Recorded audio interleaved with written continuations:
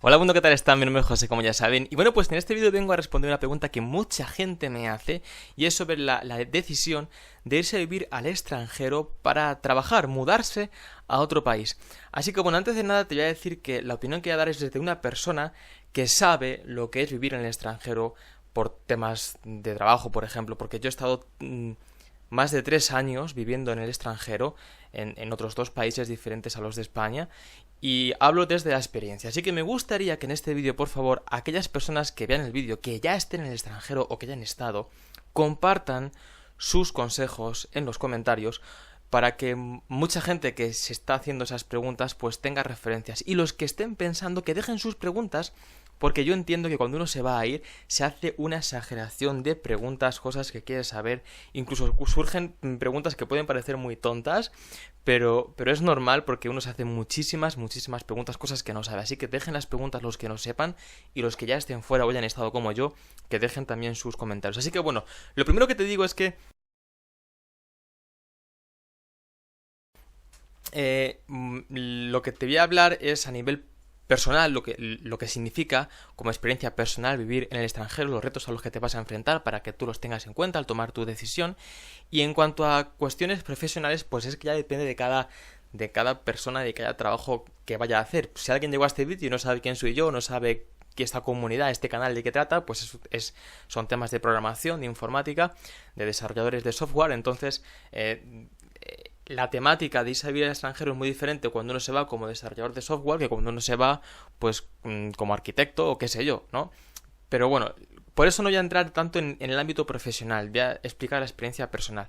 A nivel legal tampoco tiene sentido que te explique cómo hacer los papeles porque cada país tiene su burocracia propia, no tiene sentido que te diga cómo conseguir yo el permiso de residencia porque cada país es diferente. Lo que sí te diré es que te lo tiene que hacer la empresa. Normalmente, la empresa que te contrata es quien te hace los papeles. Eso asegúrate de que sea así. Tú no te los puedes tramitar. Porque si una persona se pudiera conseguir los papeles a sí misma, pues entonces se crearía un flujo de inmigración sin control, porque venga, pues ahí nos vamos todos y todo el que se va se hace los papeles. Entonces eso te lo tiene que hacer la empresa. Por eso mira si la empresa sabe cómo hacer eso, si puede o no puede. Si no consigues así el permiso de residencia, te tocará buscártela de otra manera, como casándote con una persona del país o invirtiendo un negocio. Por ejemplo, en Perú, donde yo estuve, te daban la nacionalidad si invertías, abrías una empresa haciendo una inversión de no menos de $25.000. Si tú hacías eso, te daban la nacionalidad. Dime tú qué persona con $25.000 o más se va al extranjero por necesidad. Entonces, lo normal es que te lo haga la empresa, ¿vale? Y bueno, pues ya cada uno, pues cada sitio tiene su burocracia propia en los organismos correspondientes. Voy a entrar en lo que es vivir en el extranjero. Es más difícil de lo que te imaginas. A no ser que te vayas a un país con una cultura muy similar a la tuya. Está genial, o sea, vivir en extranjero está genial. Te enriquece muchísimo, aprendes muchísimas cosas y abres tu mente a muchísimas formas nuevas de pensar y de hacer cosas que no hayas pensado. O sea, te proporciona mucho, pero el reto también es muy grande. Sobre todo al principio, en el periodo de adaptación. Una vez que estás adaptado, ya es más fácil. Pero la gente que haya estado en el extranjero me va a dar la razón en esto. Una vez que tú estás mucho tiempo en el extranjero, no es que te adaptes, es que prácticamente mutas tu cultura. Terminas teniendo una mezcla entre la cultura que traes de tu país y la donde estás, cuando llevas muchos años, y al final casi terminas siendo más del país al que te fuiste que de donde viniste. Porque te absorbe el entorno. Es muy difícil irte a otro país y seguir con todas tus costumbres de antes. Eso es muy complicado. Así que eso, pues tú tienes que evaluarlo, ¿no? No hay nada malo, pero oye, pues es una cosa que quizás no hayas pensado y ahora la conoces. Entre los países latinos, quizás la diferencia cultural no sea tan grande, es decir, entre vivir en Perú y vivir en Bolivia no habrá mucha diferencia, hay diferencias, pero los horarios son los mismos, los climas son parecidos, las comidas son más o menos iguales, aunque habrá diferencias. Y la música pues también será más o menos igual, o sea, todo eso será parecido, ¿no? Entre vivir en Colombia y Ecuador, pues hay diferencias, pero no serán tan grandes como vivir de España allí. La diferencia es mayor. Y aún así, te digo, para los españoles, que la cultura española y latina es muy próxima. es mucho más diferente si te vas a Alemania, a Inglaterra, a Estados Unidos, a Noruega o algún sitio de esos. Y ya empezar a hablar ya de cosas en concreto. Todo es diferente. La música es diferente. Parece una tontería, pero tú pones la radio y escuchas música que a ti no te suena. La comida es diferente. En España estamos acostumbrados a comer con pan. En Perú comían con arroz, todo es con arroz. Para un español, comer arroz todos los días prácticamente, no digo todos el 100%, pero prácticamente todos los días termina siendo una agonía. Y no digo que esté mal, lo digo que para ti es diferente. Si eres español, eso va a ser una diferencia. A cualquier país latino, el arroz está presente siempre. Hay países en los que no tanto, pero hay muchos en los que sí. Y las horas en las que se come son muy diferentes. En esos países, a las 12 del mediodía, como muy tarde a la 1, ya se está comiendo. En España, nadie, pero absolutamente nadie con mayúsculas, tiene a las 12 hambre de comer. ¡Nadie! Entonces tú a las 12 comes porque es cuando te toca comer, porque así es como el país funciona, comes sin ganas y a las 3 de la tarde te estás muriendo de hambre y te cenan a las 5 o las 6 cuando tú en España no cenas hasta las 10 de la noche fácilmente. Entonces, hasta que tu cuerpo se adapta a eso, yo después de 2 años seguía sin adaptarme a las cenas. A las comidas, bueno, va, porque al final merendaba fuerte y merendaba casi como si comiera. Pero a las cenas nadie se acostumbra a eso. Y al final tú... si vives como español porque tú dices, bueno, pues yo me cocino cuando me da a mí la gana. Sí, pero es que al final la rueda de los horarios, de los trabajos, de las cosas, te lleva a lo otro. Entonces eso es así. El idioma. ¿Tú sabes lo difícil que es si te vas a un país en el que ni siquiera puedas hablar bien? Porque aprenderte la frase en alemán o en inglés, si no sabes inglés, de hola, ¿qué tal? Mi nombre es tal, ¿cómo te llamas? Buenos días. Eso no te va a servir para nada. O sea, prácticamente para nada. Cuando quieras alquilar un piso y negociar el precio para que te lo rebajen, tienes que saber hablar bien para negociar en condiciones.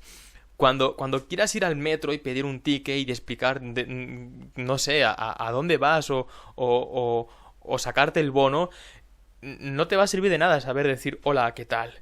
Entonces, ¿tú sabes lo frustrante que es de llegar a un sitio y no saber ni preguntar nada? Entonces, si te vas a un sitio donde el idioma sea diferente, vete ya con el idioma algo estudiado. Y algo no es un nivel de saber 4 palabras. O sea, porque va a ser muy frustrante. Vas a estar lejos de los amigos, vas a estar lejos de la familia. Y si te vas por tiempo, se va a notar. Hay personas que lo notan al principio y personas que al principio están súper contentas porque todo es nuevo, toda la emoción, están con 1000 cosas disfrutando porque se disfruta. O sea, no te estoy diciendo negativo, te estoy diciendo las cosas que tienes que pensar, los retos a los que te vas a enfrentar para que evalúes todo. Ya te he dicho que la experiencia es muy buena, pero tiene también sus contras. Entonces, cuando te vayas y al principio tú puedes estar muy bien cuando te vayas, pero hay gente que luego después de 9 meses, 1 año sin ver a los tuyos, te da un bajón. ¿A qué país te vas a ir? ¿Te vas a ir a un país en el que puedas volver a España con frecuencia y donde sea barato? Porque si te vas a Inglaterra, pues oye, quizás una vez cada 2 meses te puedes coger un billete de avión y puedes encontrar ofertas, o cada mes incluso, y está bien. Pero como te vayas a un país que esté muy lejos, ¿qué vas a hacer? ¿Te vas a estar gastando 300, 400 euros con suerte en un billete de avión cada mes o cada 2 meses? O sea, ¿eso lo has pensado? Va a haber muchas cosas diferentes, así que tienes que pensar todo eso. Los sueldos quizás sean mayores, pero el costo de vida también es mayor.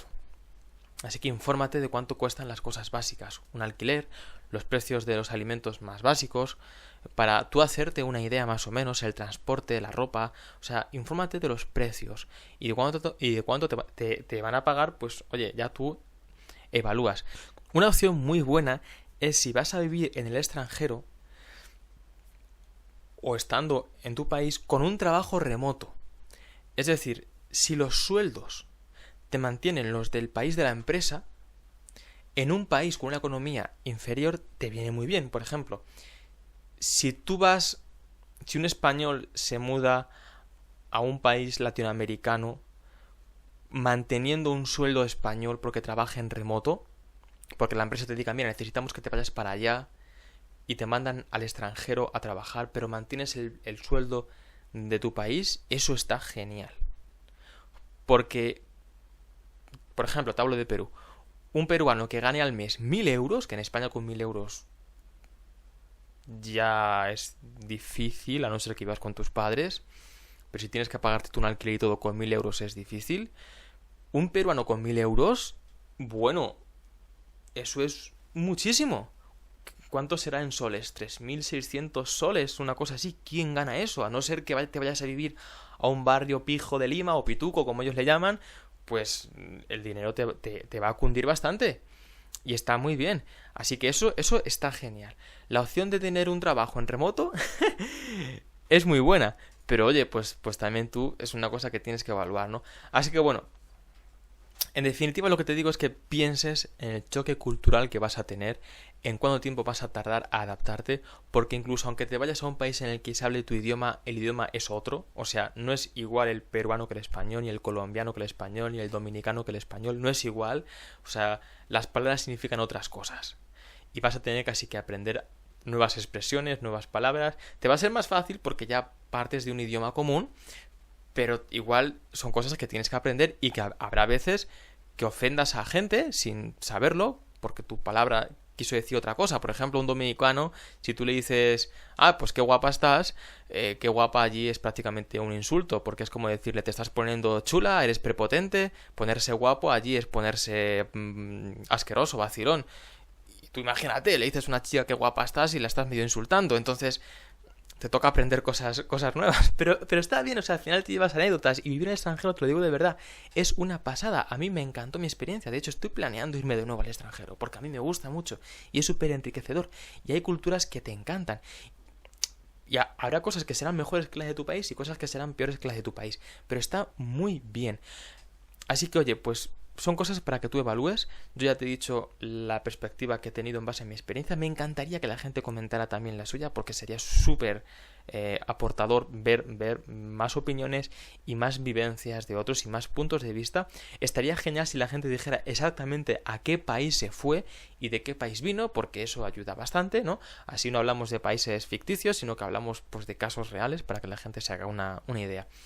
Y si pudieran comentar el tema de los papeles y los permisos de residencia, cómo lo tramitaron en esos países en concreto, pues estaría también muy bien. Vale, pues esto es todo por este vídeo, espero que te haya sido de ayuda. Hay muchísimas más cosas que no he dicho, porque es un tema súper extenso, pero no he querido hacer un vídeo de media hora, o sea, lo he resumido. Si veo que en los comentarios quedan muchos temas pendientes y quedan muchas preguntas y muchas cosas que yo sé que no he tratado en este vídeo, pues entonces ahí me plantearía hacer otro segundo vídeo para resolver el tema. Pero voy a esperar a ver si con esto es suficiente para ustedes o no, ¿vale? Espero que te haya gustado y si alguien tiene otra pregunta de otro tema que quiera que se trate en futuros vídeos, pues que la deje en los comentarios. Un saludo.